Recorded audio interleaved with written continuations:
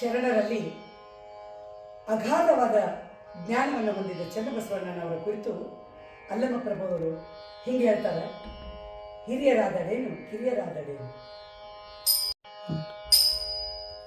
ಹಿರಿಯರಾದಡೇನು ಕಿರಿಯರಾದಡೇನು,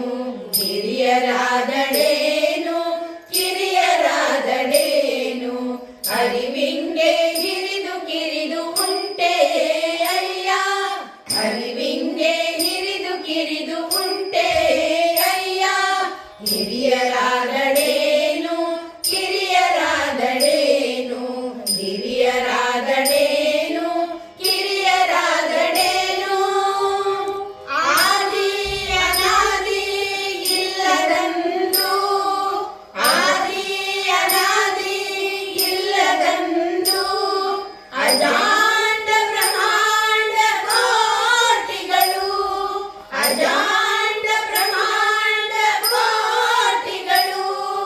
ಉದಯವಾಗದಂದು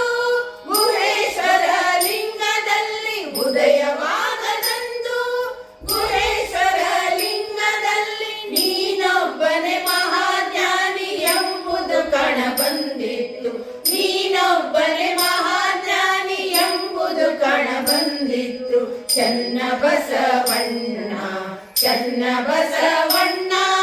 ಚನ್ನಬಸವಣ್ಣ ಚನ್ನಬಸವಣ್ಣ, ಹಿರಿಯರಾದಡೇನು ಕಿರಿಯರಾದಡೇನು, ಹಿರಿಯರಾದಡೇನು ಕಿರಿಯರಾದಡೇನು, ಆದಿ ಅನಾದಿ ಇಲ್ಲದಂದು,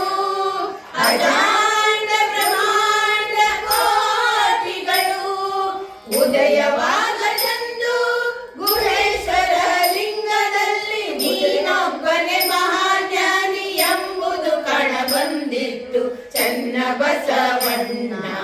ಚನ್ನಬಸವಣ್ಣ